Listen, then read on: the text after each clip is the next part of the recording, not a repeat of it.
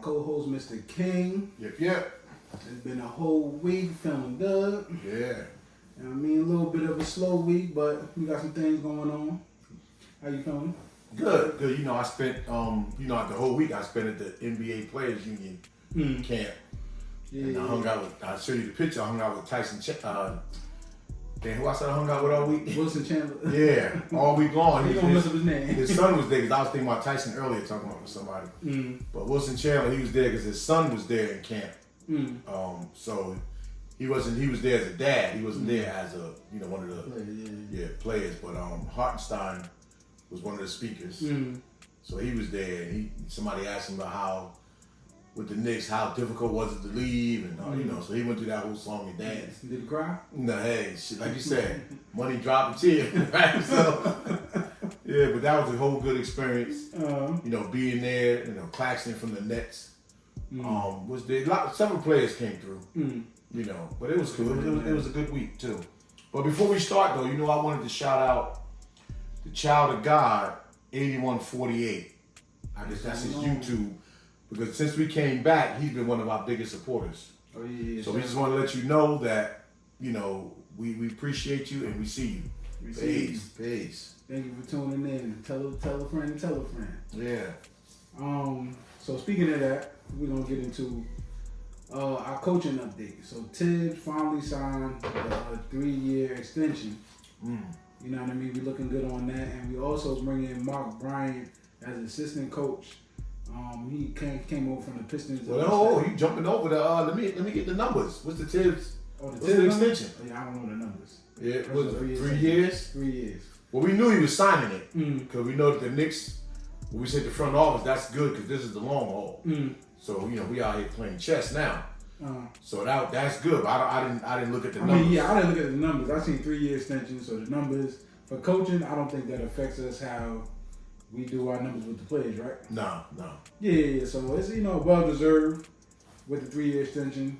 Ever since he got there, we actually been playing good. Yeah, nothing nobody can say about the Knicks. If they say anything about the Knicks, they hate. Well, since Tibbs been there, I don't think we had a bad season. Well, we had the one. The season after Julius made the All-Star, that was a bad season. But that's not. Yeah. But the knock was the players too much. That's people are always gonna gripe on that, but we gotta look at they getting paid. Nobody wants to see you all the time when they halfway hurt, but them players make a lot of money to be out there, so you gotta be out there. Yeah, sometimes the rotation is sketchy, but there's no perfect coach. Like all their coaches gonna have something. He did help change the culture, if not change the culture of the New York Knicks. So yeah, we got the good pieces in the players. But without Tibbs, he was like the perfect storm for what we got going on. You know what I mean? Yeah, no, you're right. When you said that, perfect storm, that's the key. Because if you remember Fizdale, when he came, he preached positionless basketball. Remember, he preached it, but we didn't have the players. Right. So Tibbs falling into that. Well, Tibbs is not positionless basketball to a total degree because he wants his sender's head under the rim. So, but Tibbs, now he didn't see the future, but he was preaching that on his press conference. And you talk a lot about it too, the past episode, positionless basketball. And that was a dream, but a coach can only have so much idea. You got to have players. You can have all the idea and X knows all you want. If you ain't got no players, right, that's all it is. Yeah, so what you were saying, he do put his system in place though. Yeah. For what we got going on. Hell yeah. And they catch on like that. You ain't got no choice. So maybe he just like smart players. Well, he wasn't his type. Remember Phil Jackson when he drafted Frank Ntilikina over all those people, but he wasn't teaching the triangle. He thought that would be somebody that would fit his triangle system well. I just think he just was going against the grain. They telling him who they want. So I'm going total opposite who management want. I think that's what, Phil Jackson was management, but what the people wanted. To show that I pick who I want. Because we all love Frank. Well, let's come on. He biased up a lot of people in that draft. Yeah, I mean, we didn't love Frank. I mean, he's a nice kid. We liked him. That's what I mean. Like, he's a nice kid. Yeah. We seen like that was when I think we started talking about potential. So with the Knicks, there's always somebody had potential. I'm like, I'm tired of that word potential. Just because he looked like Antetokounmpo don't mean he gonna play like that. Hell no, this shit. Hell no. But that's good for Tibbs, though. I'm happy for him. He deserves it, and I hope it's a good penny because, you know, we talk about Jalen Brunson changing the culture of the Knicks. Tibbs changed the culture of the Knicks because without Tibbs, there's no Jalen Brunson like the way we know him. You know, so those extended minutes help you get into your bag. Right, and that's only with Tibbs though. So Brunson, he's part of it, but the changing of it got to be him because he could have went a whole different way. Yeah. You know what I mean? Brunson could have fell into a role player position still. You know what I mean? With Coach Tibbs. So. Yeah, but he did kind of fall into a role player position. He just became a star in that role. You know, everybody say be a star in your role. He just became a star within that. No, you know, we knew saw what he did in Dallas, but you saw more than what I saw. But it materialized, but he became, you know, that glue to the team. Yeah, but I also don't want to say he's a star in the system either. Nah, he ain't no system player. He's an ISO player. Yeah, that's what I'm saying. Like, yeah, ISO player. I mean, he's an ISO player within Tibbs' system. Yeah. Who's to say if he had to play any other way that he couldn't? But now if a team gets him, they're going to get him as what he's doing now. Yeah. I don't think he's going to do nothing else. No, he have to if he goes somewhere else because he came to us. We had Julius at the All-Star. He came to us without a real superstar. Anywhere else you go, 95% of the teams already got a superstar. So you going somewhere else, you're adjusting. Right. So yeah, he's doing that for us. He's perfect for us. You know, he helped Dallas when Luka went out, but he's perfect for us. So yeah, so kudos to Tibbs. Deserve every penny, whatever it is. Yeah. Now he got backup. Mark Bryant, like I was saying, assistant from the Pistons staff, came over. I don't really know the impact that he's gonna have for us, but yeah, my take. Well, first let me go back. I watched him in Jersey in high school. When he played, he grew up somewhere around that East Orange area because we used to watch him play. And then at Seton Hall, so I followed. Of course, I'm gonna follow the Jersey guys, you know. But he was always solid. He'd been assistant coach for over 20 years, well over 20 years. My dilemma is that they brought him in, but they named the people that he worked with, they named bigs and guards. Now we have Othello Harrington. Right. So that was my okay, Othello was a better offensive player to me, as far as down low, than Mark Bryant was. So even though when you coaching, I don't know if we kept Othello though. That's the thing. So you bring in a guy like Mark Bryant, who everybody respects. He just carries that type of pedigree. So now my other thing is that being that he's from Detroit, and the talk of us getting Jalen Duren, you know, their center, who what he's 20, 21 years old or something like that. And I believe we drafted him and then let him go in the draft. I believe so.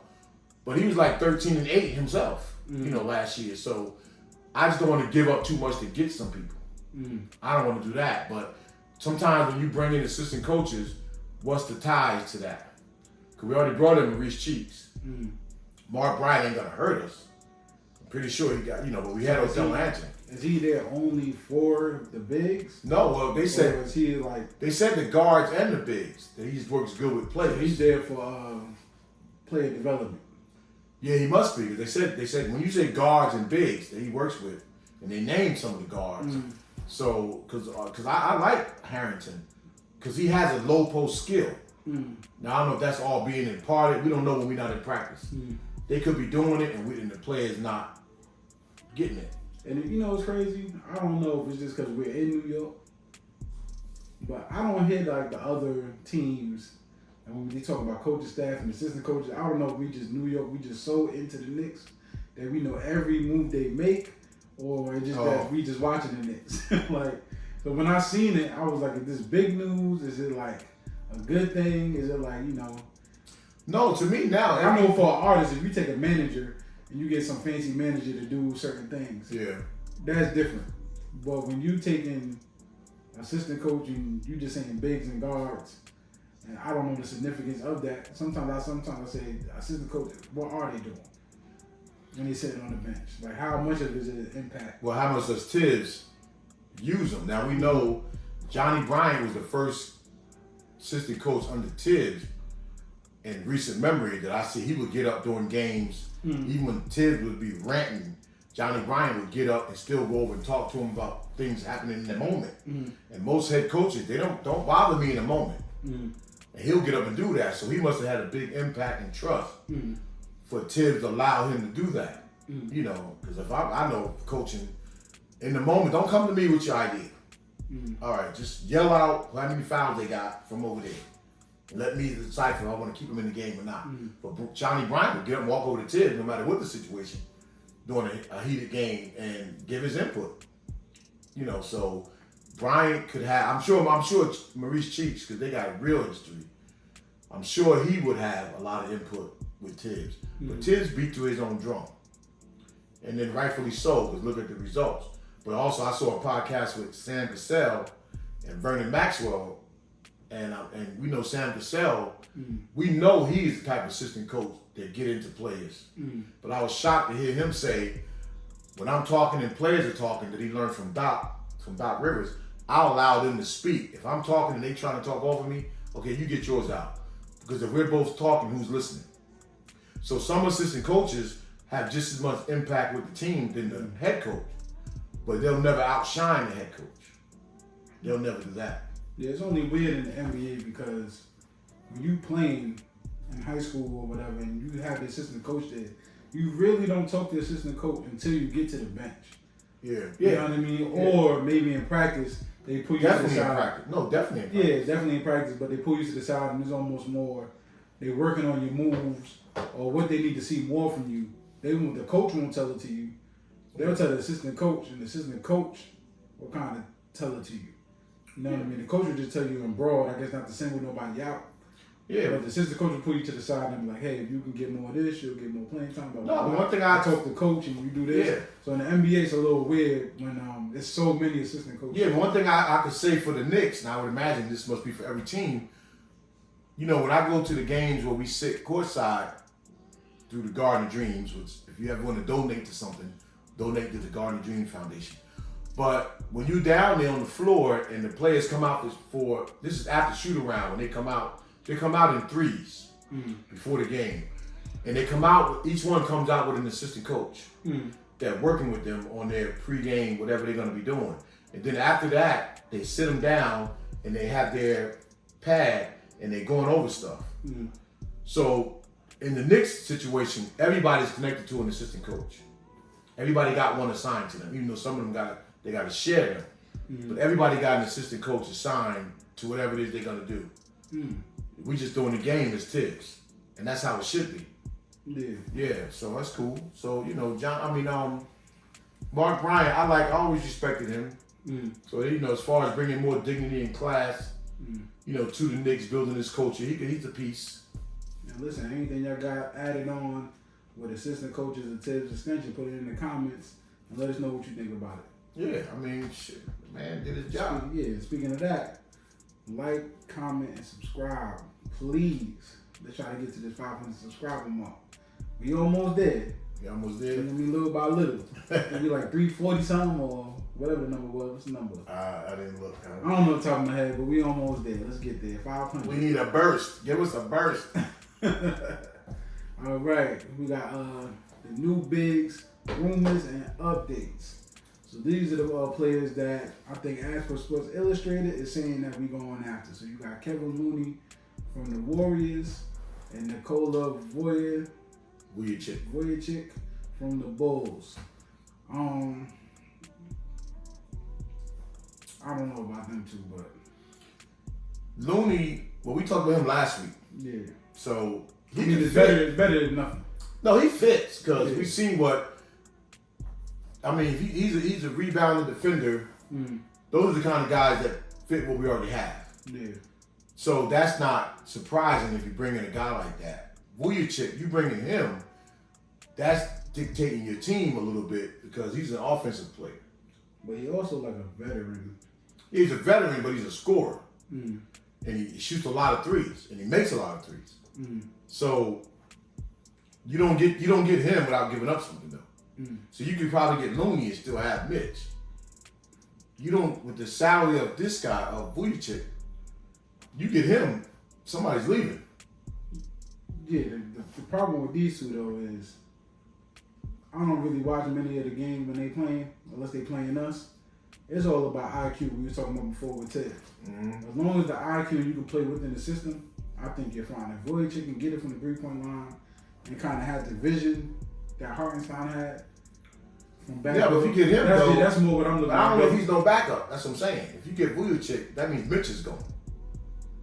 He gets paid. He's not no minimum salary player. That means you got to give up something.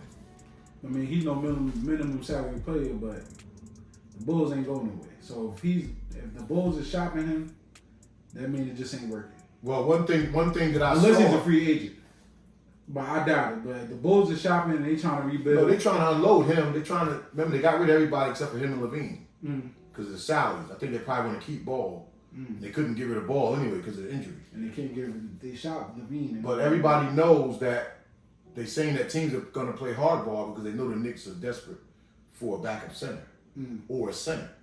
So there's no easy pickings without gutting your team some kind of way. Somebody good would have to go, or two, because teams know. So there's still talk with Kessler, with Utah. That talks is so-called, according to Ian Begley, them talks are still ongoing. So it's the people are saying with the Knicks. Well, to me, you got Precious, right? Bring him back. You got his bird rights. You could pay him a little bit more. You already re-signed Jericho Sims. Oh, they did? Well, they picked up his option for the $2 million. So that ain't nothing. That's a drop in the bucket.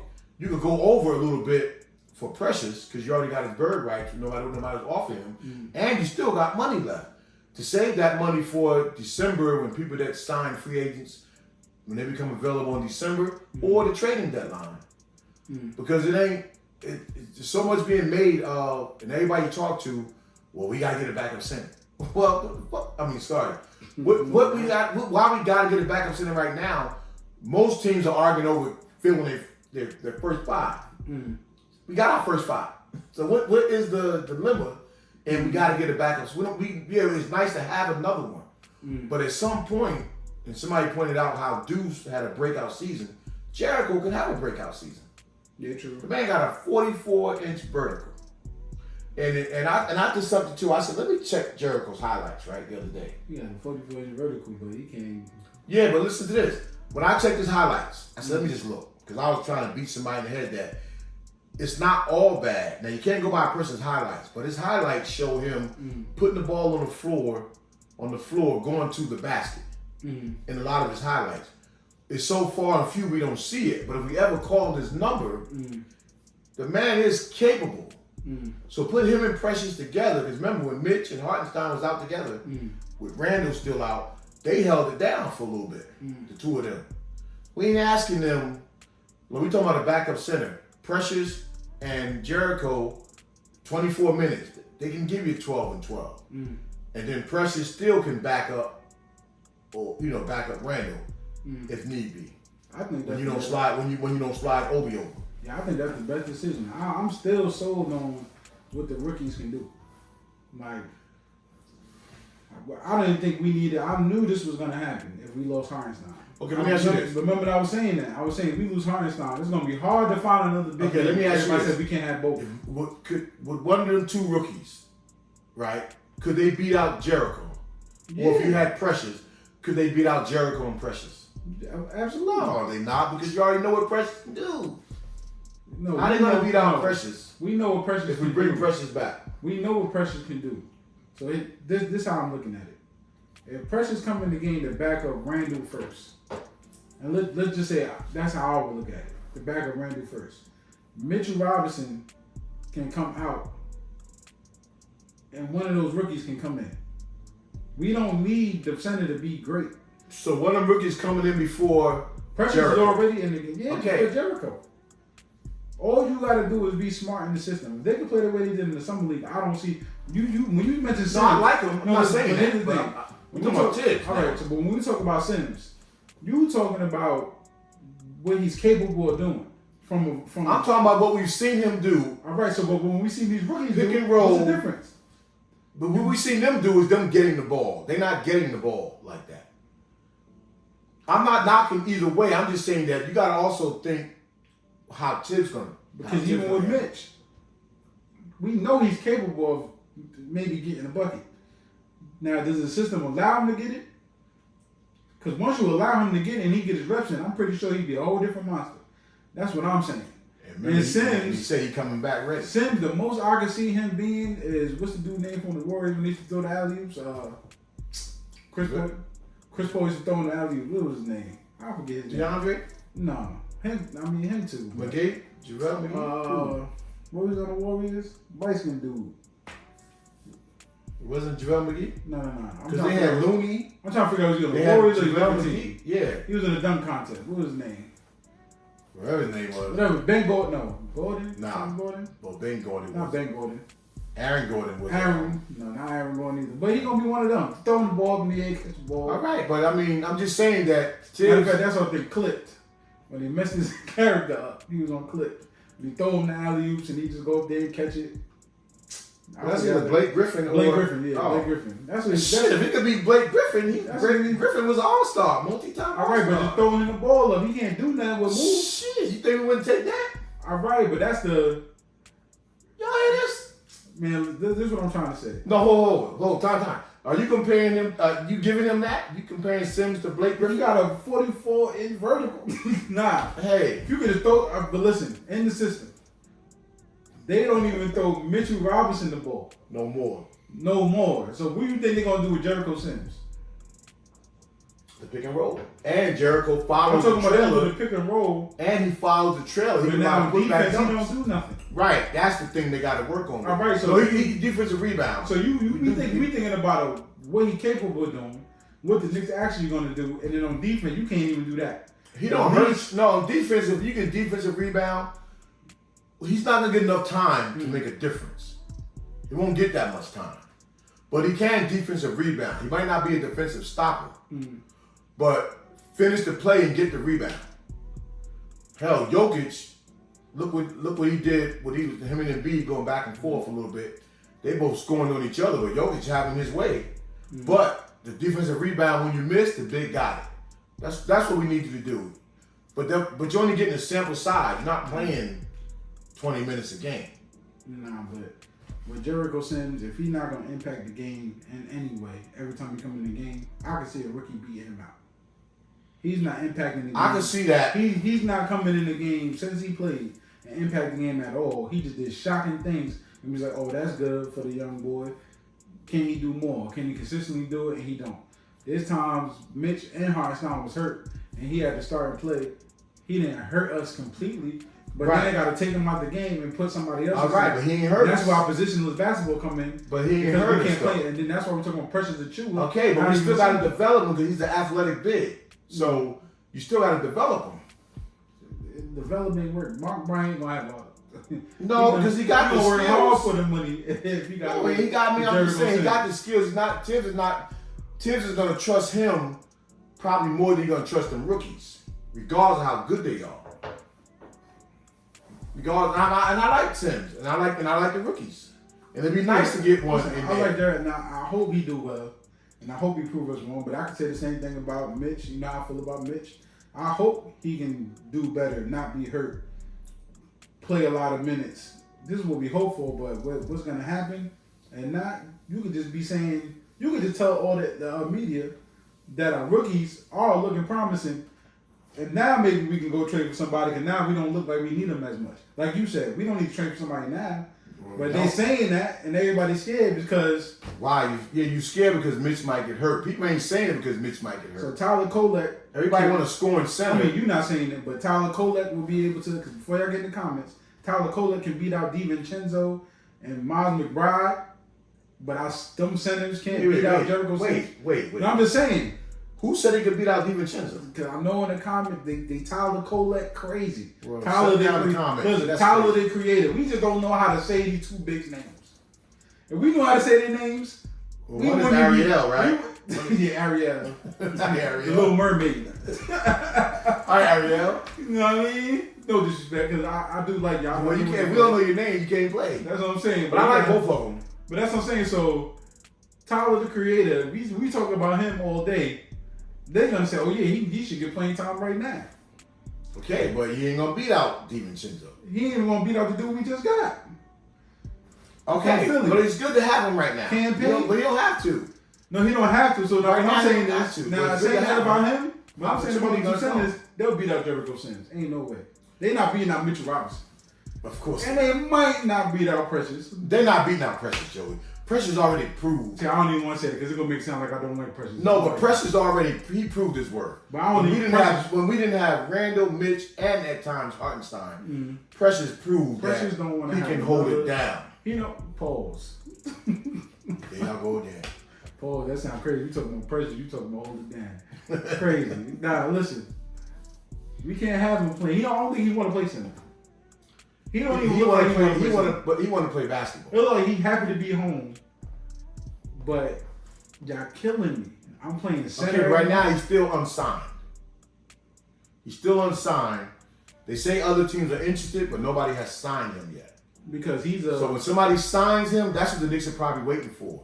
Because right now they can still survey the land for other bigs because nobody signed him.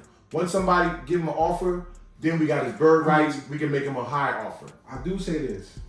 I feel like he's important. The Tips going to play him for the long haul and not look for another center. Because when he's rolling, he was good. Yeah. And then when he put him in the playoffs and he was rolling, it seemed like we took him out again. Yeah. Well, I was like, and then Mitch got hurt. But if that was the case, Mitch should have been the third man in, and Precious should have been the second man in. If that was the case, when Mitchell got hurt. Now, who's to say that was going to happen? Yeah. But if he was that fragile, and who's to know? We don't know. You know, you want to play. When NBA, I'm trying to think of it like that. If he's that fragile, Precious should have been the second man in, and they all should have had limited minutes. I don't know, and that's what Tips. Why do they have to play 30 and whatever how the numbers go? Well, why do players have to play that? Why can't you just play them to their strength and then? Well, Tibbs ain't doing that. I mean, players are not. I mean, the average NBA All-Star is playing between 36 and 40 minutes a game. Because that's what the money calls for, too. Yeah, it is. And that's what's crazy. Because somebody said that to me in the hallway at work. They was like, this person got to shoot this many shots. Because it's crazy to have a $200 million contract and you not going to shoot. They're not paying you not to shoot. And I was like, yeah, but if you're paying multiple people, that kind of, so like Brunson. So that means Brunson can sit there on the court and say he going to pass more because OG got a $200 million contract. You get what I'm saying? Like, that sounds crazy. Well, the players are beyond that. The players won't say that. Too. As far as the coaches playing them the minutes. But now with their contract, you really just paying these players for that playoff run. So you mean to tell me with all these rest days, you just can't split their minutes in half? If they rolling, leave them in. But for their knees' sake, the only people like that, OG, take him out. The only people if he's that rolling, split, he scored, he gets 30 points. Yeah. You good? You ain't hitting no records today. Come sit down. No, but it ain't even come sit down. Play OG for a while, take him out. He only do that with the two centers. They're the only ones that split time. I mean, they split time because no matter what, no matter they roll or not. I'm talking about they split time because they was evenly valued. Yeah, but it was times when early in the season when Mitch was growing, it was times when Mitch should have played more than 24 minutes. All right, he was rolling in the playoff run. Well, the playoffs was different. He was hurt, but he wasn't hurt. Hartenstein's weaknesses showed.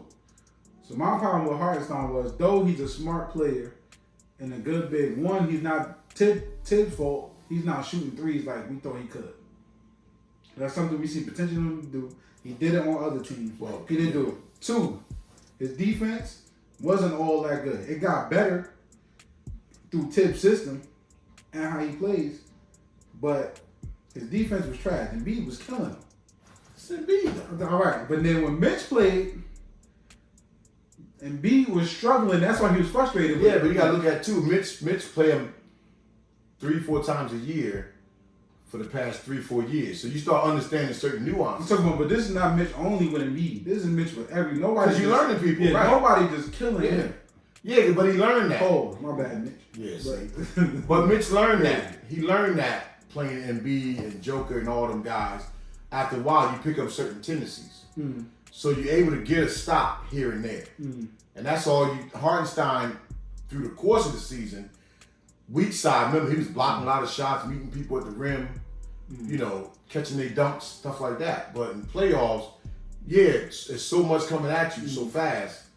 He took a step back on the defensive end, but things change in the playoffs. Right. So, but nobody killed him for that. You know, they killed Randall. They didn't kill him for the step back he took in the playoffs. Who? Hartenstein. He didn't have a great playoffs, but it was almost like it was okay. He didn't have a great play, but he didn't do bad. He showed up. He did the little intangible stuff that we. I'll take it. I'll take it. No, but what I'm saying, just don't, because I just stopped being on Randall. Don't do it. No, I'm riding his coattail even more until something happens. Left Randall we got him. and you started bugging out. Nah. Different with Randall. He went missing. He went missing, but he wasn't there this year when it's not all on him. No, this year it wasn't. He just didn't play, and I feel like he had a better run because it wouldn't have been all on him. Yeah, it wasn't on him. We got on Brunson for doing that little trying to get the foul 3-point line instead of shooting a regular shot. They ain't even try to hit you. You just, you know what I mean? We got on him. But Randall, that was the whole series. But that was different because it was it's not all on him no more. This playoffs, if he would have been there, with all we had around him, with Hart and DiVincenzo, then Brunson and Hartenstein, like it's more around him. You know, Deuce was doing pretty good. Before it was all on him. Now it's not. So he don't gotta be Superman, and he still might now because it's not all on him. They can't key and focus on him. If they'd have tried to focus on him saying, "Oh yeah, he had bad playoffs, we're gonna stop," they'd have killed you. So they could have did that. Right now, his job still ain't done. He gotta kill his man, and they gotta collapse on him to make the game easier for everybody else. They're gonna do that. Yeah, they're gonna do that. But whether he playing good or not. Yeah, no, but he gotta play good. Because if I realize I ain't gotta double team you, I mean, see, I start thinking I'm playing. If I realize you're not playing. Don't do me like that, man. You're not playing. If I don't got to double team, what I'm double teaming you for? They double team. If Randall could go 0 for 9, they still gonna double team him because they still fear him. Because if he gets hot, they know what's coming. Yo, I'm gonna start calling y'all chat, even though we ain't live. Y'all agree with that? Yes, Joe. They know that. Look how many games. I don't see the double team you if you're not doing nothing. Because if he gets hot, now you can't stop him with a double team. So let's keep him at bay. Let's keep him that way. We ain't slacking off on him, giving him open looks. 1 3-pointer, you see Randall when he was struggling at times in games. And all of a sudden, 1 3 go down. All of a sudden, it's a barrage of plays to the basket, threes, step backs. You can't do nothing with it no more. Now he's in that zone no matter what you do. And he'll still hit the cutter. So while we're on that subject, then let's get to where Katz was talking about from the Athletic, how we talked about last week, how management is split on the Randall thing. But some of them recognizing that before he got hurt, he was a part of the OG run. We said that. Some of them are recognizing that. Now at least I'm finding out the part that, remember we saying why the other half that still want to let him go. Okay, they don't want to offer him the extension, right? Most people coming off an injury, most teams don't want to offer you the extension. That's fair. Now, if you don't offer him the extension and he go into this season and he have a great season, this is from Katz from the Athletic, and then he have a great season. Now next year, we either got to pay him crazy money or he can walk for nothing. So you trying to tell me that's not worth the conversation? Oh, no, that is worth the conversation. But nobody wants to pay somebody. Okay, the two things against him, that he faded in the playoffs, and he was hurt now going into your extension season. That don't fare well for a lot of people not named LeBron James or Kevin Durant, right? So now, okay, that's an honest Wait, so now thing that to changed consider. everything. All right, so now that conversation changed everything. So I gave you some scoop. Yeah, he did. So He scoop yeah, so he's supposed to sign an extension. Well, we're supposed to sign him for an extension this year. Yeah. And we won't do it. Well, right now they thinking against it. You digging in? Nah, y'all gotta do Because if that. you sign for an extension, he get hurt again. Listen, Yeah. we about to change this Knicks front office. Koffee. You heard? Listen, y'all ain't listen to me about the center thing. And now look at us. We scrambling. Oh my! You know what I mean? I actually didn't even know you was going there. Look, we like this. We scraping and scrambling. Ariel, what they name? Ariel. No, I'm talking about no. And you going back to them? Listen. No, what I'm saying is, hear me out. Well, Ocho say, stay with me now. Oh, we gotta do a nightcap. I gotta get the Henny out. I know. Listen, when I told y'all we need Hartenstein and Mitch, everybody looked at me like, nah, you don't need both. We can get rid of Mitch. Blah, blah, blah, blah, blah. Oh, Hartenstein, we re-signed him, and now look, we scraping and scrambling. You got to sign Randall back. Because this don't work without him. Listen. I gotta drink to that. As much as I'm talking about Randall, he do get on my nerve, but it's like love-hate. We Knicks fans, baby. But Randall makes the game super easy if he come back. Because what he was doing before he went down. And what I've been saying that. But I always agree with him with that. He start going off on the like he's Shaq and Kobe. Floss? Yes. No, listen. All I ever said was he needs somebody to step up. Now he got way more than just that somebody to do. Damn. We got too many weapons, and it only works if he's dead. They cloned Tyrone. Listen, we did half the season without him, but it's way easier with him there, and especially since we don't got other center. You gotta turn the heat up. Is he not saying what I've been saying? I know this nigga want to call me, but I might be Damn. I'm glad to hear you say that. I gotta drink to that. Glad to hear you say that. I'm just talking about, you know what I mean, from the fan point of view. And also, we play ball, so we know. So it's a little different. Nah, they gotta sign. Listen, don't even play with that man like that. I mean, it's a dilemma. It's still a dilemma. No, it's a dilemma, but now I'm starting to see why maybe, what's the name, is probably will take a pay cut too. Mikal Bridges. He has to. I'm talking, no, he said he don't have to. He said, you know what I mean? He has to. That Brunson, you're only there because Brunson took a pay cut. So I'm talking about, you're going to have to take a pay cut. So now, are they taking pay cuts so we can potentially keep Randall?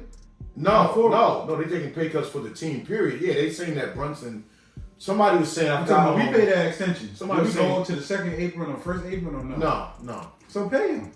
But somebody was saying Brunson pay cut was for Randall. No, Randall don't have to take a pay cut. If you take, not like Brunson took. I'm talking about Randall. Because he's older, 30 years old. You're not taking no. You and Melo said on the podcast P, they credit Brunson. He's like, I wasn't taking it. And Paul George like, I ain't taking it. 113, 16 million. I ain't giving y'all that. Well, listen, if it ain't LeBron, Dwayne Wade, I'm not giving you 100. But they didn't take that kind of pay. They might have took $1 million too. Miami don't got no state tax. And then their thing didn't come out to that. They wouldn't have took that. I mean, listen. Ain't nobody no. Yeah, kudos to Brunson. Because 37 to 40 mil. Brunson's case, listen, you basically home, right? You playing for the team that your dad played for. They giving you the keys. Your friends are there. Not only your friends are there. You're only gonna get that. You got one of your friends there that probably wasn't even gonna play. You probably getting contracts you would have never got. I mean, more of your personality this year is probably going to come out than ever. You know what I mean? What you wanted to come out. Then you got more money than you did last time, and could have got more. Oh yeah, I'll take that. What podcast he was on? But the point guard. Sometimes you can take that pay cut because you know in the future. Gilbert? No, it was Pat Beverly. Oh. So Pat Beverly said sometimes you take that pay cut because of what your future is. I think he said he got a small contract one time. He's like, I deserved more, but he got the small contract. Then boom, the next year it went up. No, sometimes he said sometimes it just balances itself out.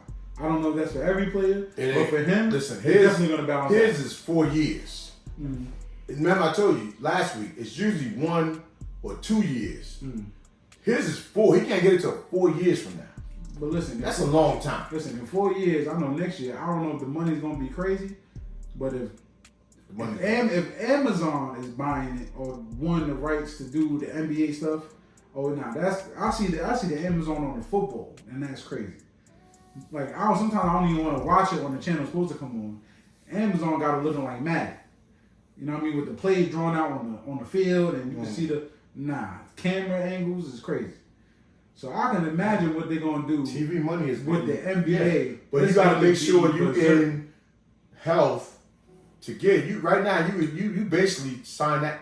It's like a handshake contract. Mm-hmm. And 4 years is a long time. Well, in 4 years, you don't know if. Well, in 4 years, he can end up signing 400. You don't know if Randall won't be there in 4 years. Well, no, Randall might be gone next year. We just talking about Randall for this year. I ain't thinking about right now. Randall this year, they gotta pay that man. Pay that man. We need this for at least 3 years. Whatever this team is, we need this for 3 years. We don't need this messed up. There's nobody else you gotta trade. You just gotta get the center situated. And even that, to me, don't gotta be perfect. It don't, because you got so much around the center. Y'all played positionless basketball the whole year. Y'all played 3 guards the whole year. Whatever y'all did, if Precious got to come back, cool. It's a little bit harder on Randall and Precious and Mitch, like the bigs. But for the guards, they going to have field. Matter of fact, and Josh Hart, that's another reason why whatever the center stuff doesn't work out, it works. Like, we got the pieces wise. Mikal Bridges is going to make it easy for everybody. OG, like, it's just... Mikal Bridges is going to make it easy for everybody.